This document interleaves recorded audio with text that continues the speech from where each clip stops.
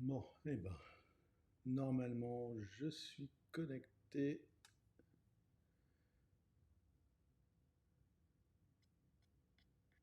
à l'instant. Je vais rafraîchir côté Twitch. Oui, c'est bon. Attendre un petit peu que les gens arrivent.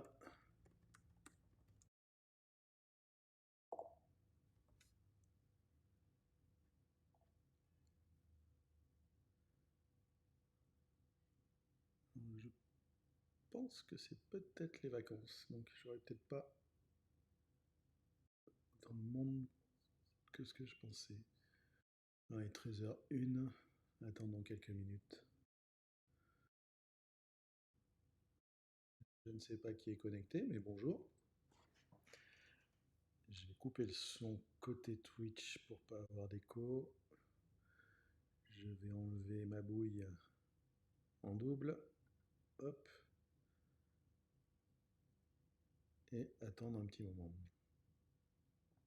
On va dire encore 2 minutes.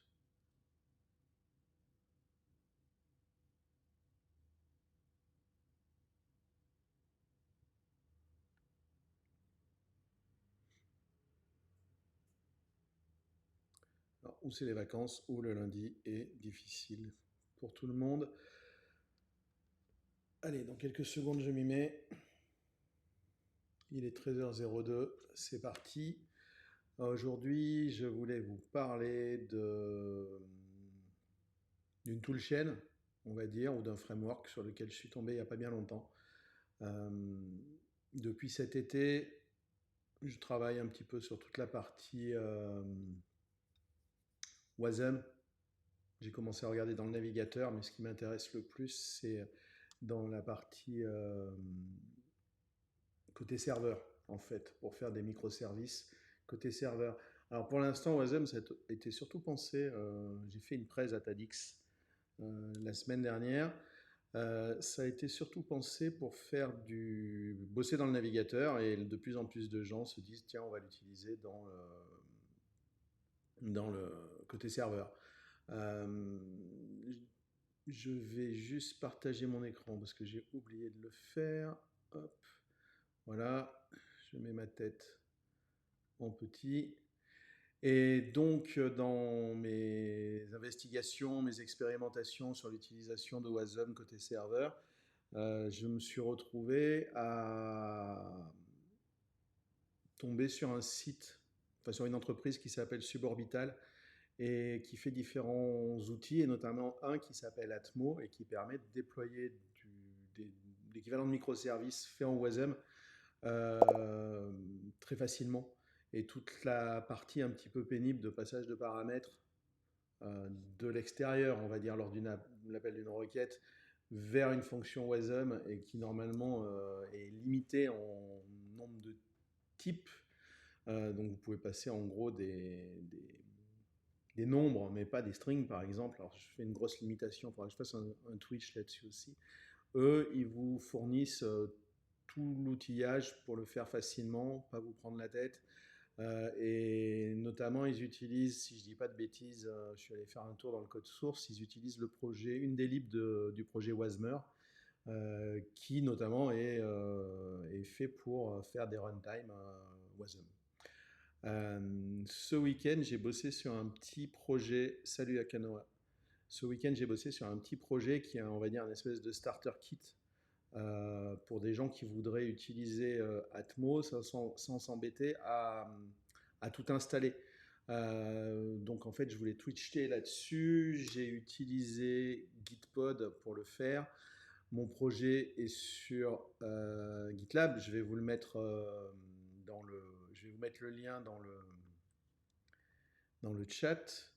Même s'il est sur GitLab, rien ne vous empêche de le cloner et d'aller l'utiliser sur GitHub. Ça marchera pareil tant que vous avez un compte Gitpod.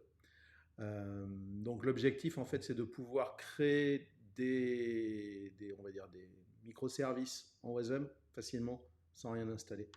Donc, alors j'aurais dû ouvrir mon projet avant pour gagner du temps. Je vais le faire maintenant.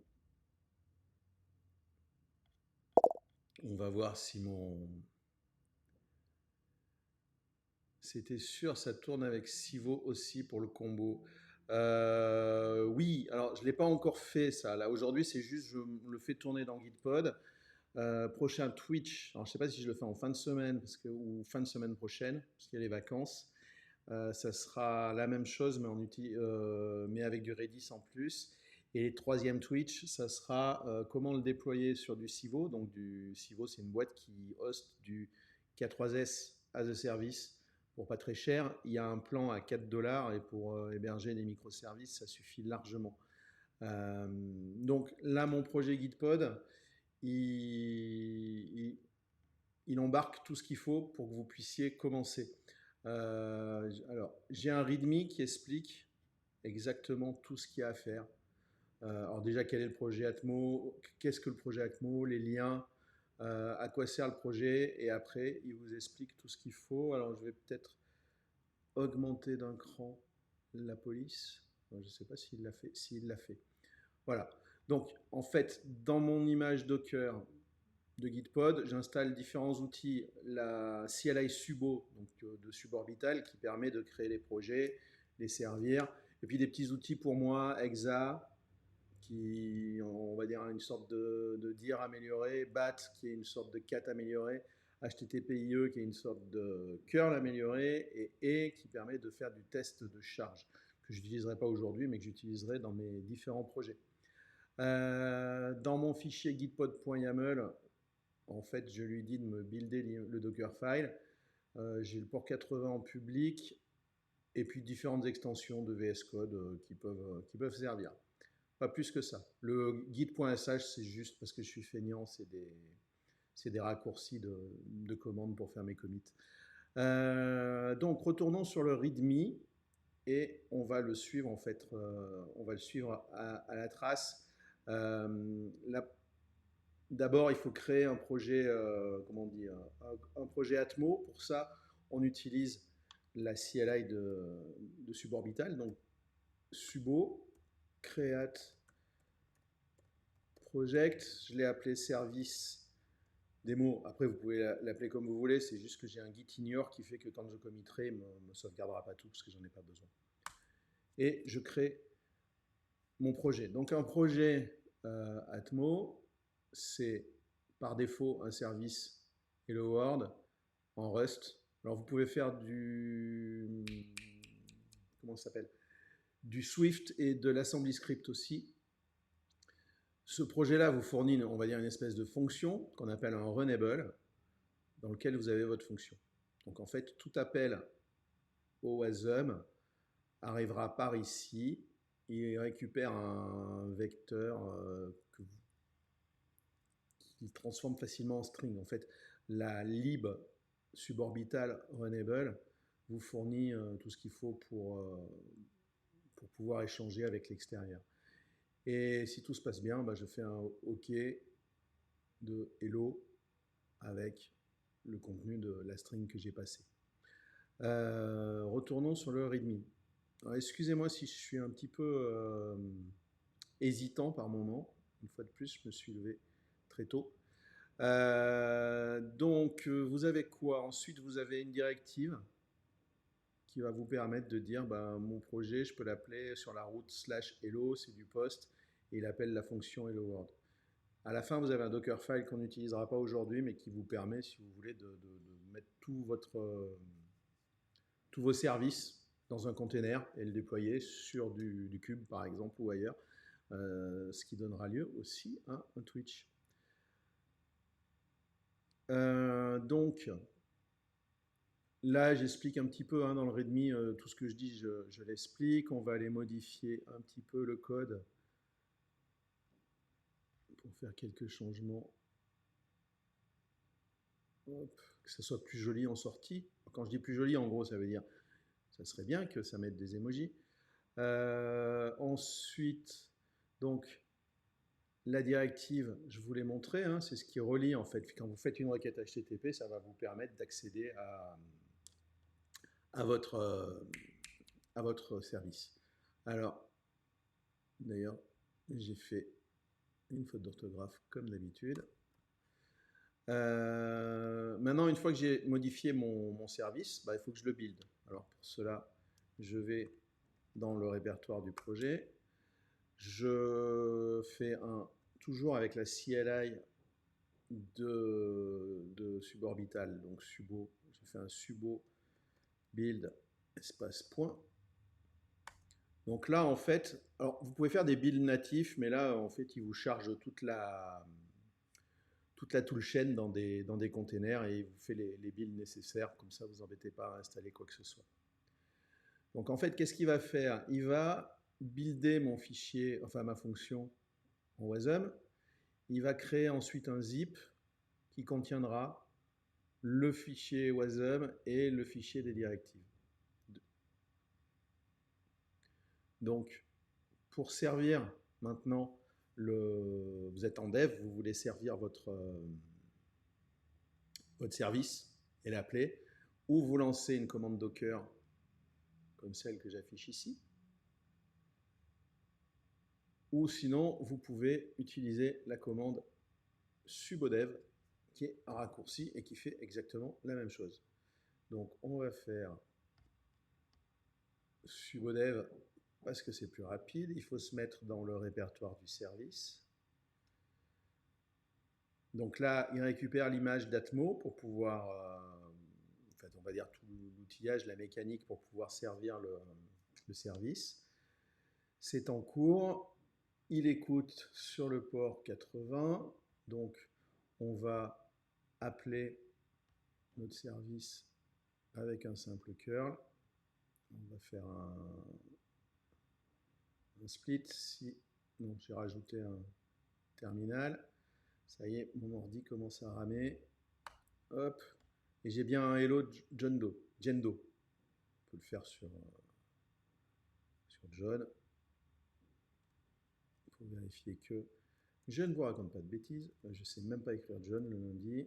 Hop.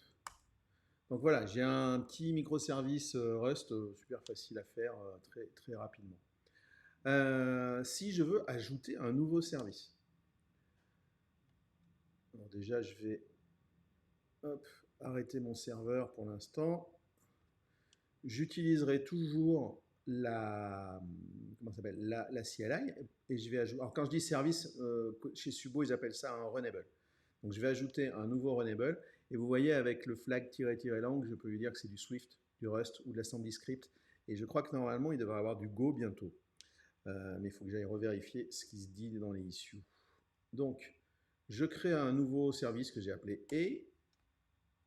Donc il m'a créé un nouveau répertoire. Le source est ici, donc vous avez du Swift, pardon, bah décidément aujourd'hui, qui est, c'est sympa le Swift parce que c'est quand même plus lisible, je veux dire, que du Rust. Après la doc de suborbital est plus axée Rust, et je trouve que c'est un bon moyen de s'y mettre en fait. Vous pouvez trouver facilement des cas d'usage comme des hooks, des mini API, et puis ça vous permet de vous entraîner en Rust. Alors on va retourner dans le README pour voir ce que j'avais à faire. Donc le code, je le marque. Je vais juste changer ma valeur de retour, histoire de faire plus joli. Hop. Je pense que j'ai pas grand chose de plus à faire. Si, bien sûr, il faut que je mette à jour le fichier des directives. Donc en fait, je vais rajouter un handler. Hop, ici. Je vais dire que pour l'appeler ma route, ça sera et que j'appelle la fonction et. Donc rien de bien original. Que dit Akanoa? Je me sens vexé. Normalement, j'ai des trucs pour afficher les. Ah, attendez. J'ai des choses pour afficher les commentaires, mais alors aujourd'hui, je ne suis pas prêt du tout. Et je ne sais même pas où est ma fenêtre qui affiche les commentaires. Donc ce ne sera pas pour cette fois-ci, je pense. Comment and reaction. Si, alors. Akanoa qui dit je me sens vexé, mais je ne peux pas dire le contraire, le bonheur boilerplate est beaucoup moins gros. Mais vexé par rapport à quoi, Canoa, en fait? Ou alors tu avais proposé quelque chose, tu avais fait ton boilerplate dans ton coin sur un projet similaire? Bon, alors je vais continuer en attendant. J'en étais sur la directive. Ce fichier de directive, c'est ce qui permettra, je vous montrerai dans un Twitch précédent, suivant, oh là là, de par exemple définir des connexions, et notamment à la base Redis. Retournons sur le README, j'y suis déjà, non, j'y suis pas. Pour builder, c'est la même chose que tout à l'heure. Subo build, hop. Donc ça va me créer, builder un deuxième fichier WASM.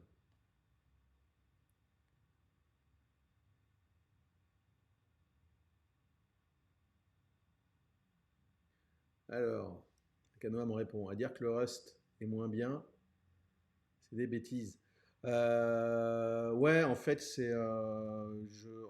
quand quelqu'un te fournit l'outillage comme Atmo le fait par exemple, et que tu t'embêtes pas de toute la partie tuyauterie, finalement, Rust, c'est pas le ticket d'entrée est pas si dur que ça. Il faut s'habituer. Moi, il y a des notations que je comprends pas encore, hein. Et puis pour l'instant, je fais surtout du Hello World. Mais j'ai prévu de me faire déjà commencer par une petite API et après on verra. Et puis on trouve quand même plus facilement de choses sur Rust que sur Swift. Mais ça, c'est une remarque qui n'engage que moi. Donc mon build est en cours. On va attendre un petit peu. Là, en fait, le build est un peu plus long parce qu'il récupère tout le tooling pour la partie Swift.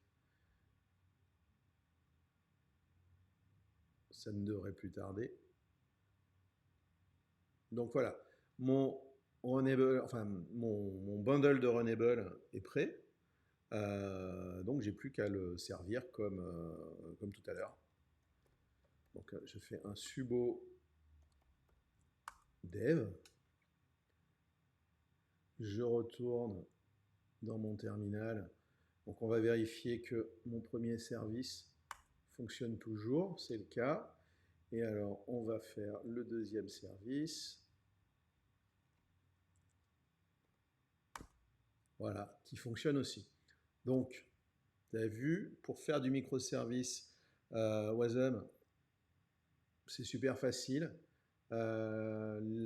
L'avantage, le cadeau, on va dire, d'Atmo, c'est qu'en fait, ils vous fournissent tout, le tooling, mais même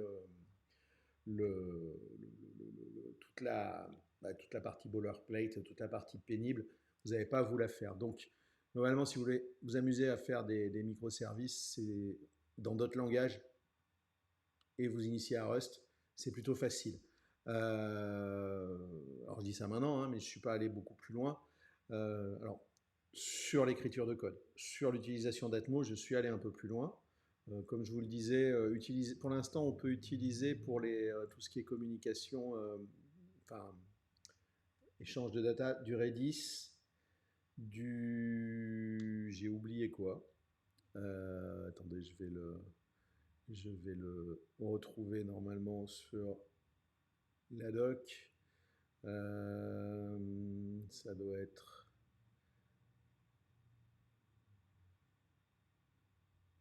Hop. C'est pas ça. Connection, voilà, je vais y arriver. Pour l'instant, oui, du NATS et du Redis. Alors, Akanoa me pose une question. Est-ce que je peux transmettre des fichiers en entrée de la fonction avec Atmo? Je dirais que non pour le moment. Je dirais que non. Est-ce que c'est faisable facilement? J'en sais rien. Honnêtement, déjà, j'étais content de pouvoir passer des strings ou des chaînes JSON, des choses comme ça. Du fichier, à voir. Je poserai la question. Si j'oublie, tu me redemandes.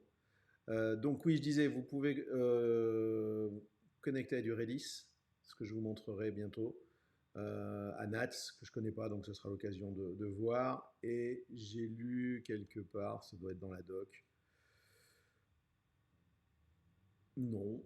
Alors j'ai dû le lire sur le site, le GitHub. Ils rajouteront de nouveaux connecteurs, notamment par exemple pour faire du Mongo ou d'autres choses.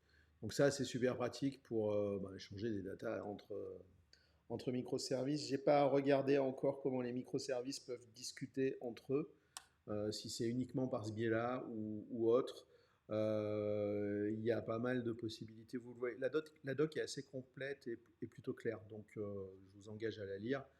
Moi, normalement, par rapport à ma démo, je pense que on va voir l'heure et demie, mais je pense que j'ai fini. Hop, ouais, hop, je vais y arriver. J'arrive pas à afficher les commentaires. Oui, on peut faire du réseau depuis la fonction, a priori. C'est intéressant en fait. À chaque fois que je me pose des questions, cet été, je m'étais amusé à faire du Wasm et à faire mon propre Atmo entre guillemets sans le connaître et très opinionated puisque c'était du Node.js et du Tinigo. Mais globalement, tous les use cases que j'ai rencontrés par rapport à mes besoins, je retrouve les réponses dans Atmo où ils l'ont beaucoup mieux implémenté que moi parce qu'ils se débrouillent beaucoup mieux que moi en Wasm. Mais le projet est super intéressant. Ils ont un petit POC ou un toy, enfin vous l'appelez comme vous voulez, sur leur GitHub qui s'appelle SAT et qui est un Atmo, mais juste, enfin c'est un peu comme Atmo, mais juste pour lancer un seul Runnable. C'est super facile à utiliser. Pareil, dans une optique de se former à du Wasm et à du Rust, par exemple, c'est super sympa. Euh, pour, comment dire, si je veux embarquer mon Runnable, mes Runnable, pardon, ou mon bundle dans du container. C'est pas bien compliqué, hein. Ils nous fournissent le Dockerfile, qui n'a rien de compliqué lui non plus, puisque il prend l'image Atmo, il copie le bundle et il lance Atmo. Donc vraiment très simple. Mais c'est bien, plus c'est simple, plus c'est facile après à mettre ailleurs, on va dire. J'ai une version, enfin, je suis arrivé à déployer sur Cube de manière super simplifiée. Donc, en fait, je vais juste builder mon container. Pourquoi ah oui, parce que j'ai des problèmes de droit. Hop, mais j'ai tout documenté. Ta-ta-ta. Voilà, donc on recommence. Non, je build. Alors, un petit peu en prise, mais ça devrait marcher. Voilà, donc cette fois-ci, j'ai fait un container. Hop, et je le lance. C'est comme si je lançais Subo, mais sauf que là, je suis, on va dire, entre guillemets, en prod. Hop, voilà. Et si j'appelle mes services, j'y ai bien sûr accès sans problème. Donc, j'aime beaucoup ce type d'outil parce qu'en fait, ils vous fournissent tout ce qu'il faut clé en main pour avancer. L'équipe est super sympa, hein. Vous posez des questions, ils répondent bien. Euh, et le couplage avec Gitpod, c'est que en fait, vous vous embêtez encore moins pour monter vos projets. Je vous montre juste, je retourne côté GitLab. Il vous suffit, en fait, si vous allez là, si vous êtes sur GitLab, vous l'ouvrez avec Gitpod directement. Ou sinon, vous cliquez sur Open in Gitpod et ça marche tout seul.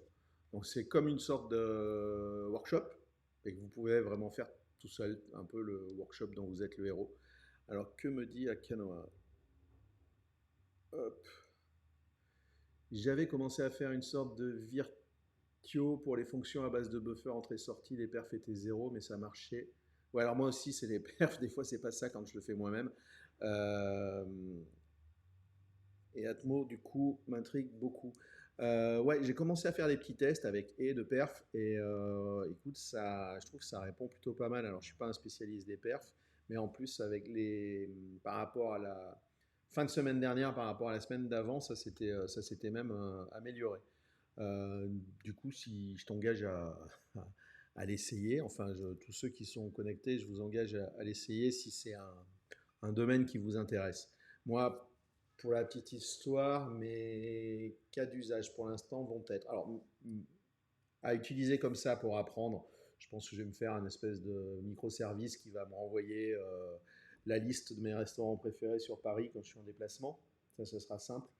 Et puis pour après, je vais me créer des hooks pour GitLab, pour ma CI ou pour de la validation de merge request. Il y a une nouvelle fonctionnalité, alors c'est dans GitLab Enterprise, mais vous pouvez vous en inspirer pour faire d'autres choses, qui permet d'écrire des règles de validation des merge requests qui sont soumises à des validations externes, donc qui accèdent à des services externes. Donc quand vous avez la merge request et au niveau de la validation, ça va envoyer une espèce de payload avec les informations de la merge request à un hook, à un service. Et vous faites ce que vous voulez. Donc je vais essayer de m'en faire avec, euh, avec Atmo. Euh, pour le Twitch suivant, et puis après je vous laisse tranquille, ça sera sur comment utiliser Docker Compose pour monter un Redis et des services Atmo. Et j'aurai deux services Atmo, tout simple. Un qui va créer des enregistrements dans la base Redis et un autre qui va lire les enregistrements.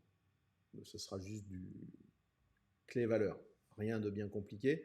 Mais vous aurez pareil, les fonctions sont déjà dans le projet toutes prêtes, il n'y aura pas besoin de générer le projet, mais vous aurez toute la mécanique nécessaire si vous voulez vous entraîner avec ça. Et je prévois d'en faire d'autres. Le troisième Twitch, à propos de ça, à propos d'Atmo, sera comment le déployer sur Civo, donc qui est du K3S. Après, vous n'êtes pas obligé d'utiliser Civo, vous pourrez le déployer sur ce que sur le cluster que vous voulez. Je donne toutes les commandes, à vous de les adapter. Si vous avez des questions, il reste encore quelques minutes avant que j'aille déjeuner. N'hésitez pas, sinon vous savez me joindre. Je remets, non, le lien est dans le chat. Je transformerai ce Twitch en vidéo sur YouTube. Le projet donc est accessible publiquement. Et pareil, quoi, si vous avez une quelconque question, n'hésitez pas à me contacter. Bon, a priori, mon Mac a tenu le coup jusque-là, donc ça c'est bien. Je suis content. Je vais retourner dans ma cave à vin. Hop. Tac. Et puis voilà. Donc, si Atmo vous intéresse et que vous vous amusez avec, n'hésitez pas à me le faire savoir. Ça m'intéresse aussi, ça me plaît. N'hésitez pas à le tweeter aussi. Ça fait de la pub à Suborbital. Ils sont super gentils. Et je pense que je ne peux pas juger en termes de code, on va dire, ce qu'ils ont fait. Je sais pas le niveau, mais je pense qu'en termes de tooling, c'est eux qui fournissent finalement la boîte à outils prête à l'emploi pour commencer maintenant tout de suite. Peut-être ça évoluera certainement parce que les normes de WASM évoluent. La notion de type que vous pouvez passer à une fonction, il y a un projet une norme qui doit s'appeler WIT, WASM interface type, je dirais. Je suis pas sûr. Pareil, commence à être posée, mais même les projets qui avaient commencé à mettre des choses en place l'ont désactivé. Mais je pense que cette boîte est à suivre et eux, ils vous donnent déjà un truc utilisable avec une expérience développeur qui est plutôt agréable. La doc est bien faite. Quand il me manquait un truc que je comprenais pas, j'ai demandé, on m'a répondu. Et puis c'est pareil, je suis arrivé au bout du projet, je suis arrivé à le faire. J'estime que c'est pas trop compliqué. Donc je vous engage fortement à le suivre. En fait, toutes les parties pénibles, ils les ont mis en œuvre. N'hésitez pas à aller créer des issues, à poser des questions, voire à contribuer. Moi, j'ai contribué par un petit exemple. Mais je pense que réellement, c'est à suivre. Et je ferai probablement, j'ai ça dans mes tiroirs aussi, un Twitch plus lié à la CI avec Atmo, mais on verra ça plus tard. Écoutez, si vous êtes en vacances, je vous souhaite de bonnes vacances. Si vous n'avez pas encore mangé, je vous souhaite un bon appétit. Et puis, sinon, bon courage si vous êtes au boulot, comme moi dans pas longtemps. Et puis, je vous dis à bientôt. Merci à ceux qui sont passés. Une fois encore, n'hésitez pas à me contacter si vous avez des questions.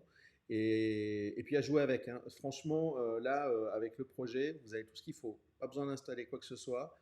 Il vous faut un compte Gitpod. Il y a un plan free qui suffit largement pour tester. Donc faites-vous plaisir. Et puis sinon, si vous voulez l'installer en local, il suffit de regarder mes fichiers de configuration. Normalement, ça doit être suffisamment clair pour y arriver. Merci à tous et à bientôt.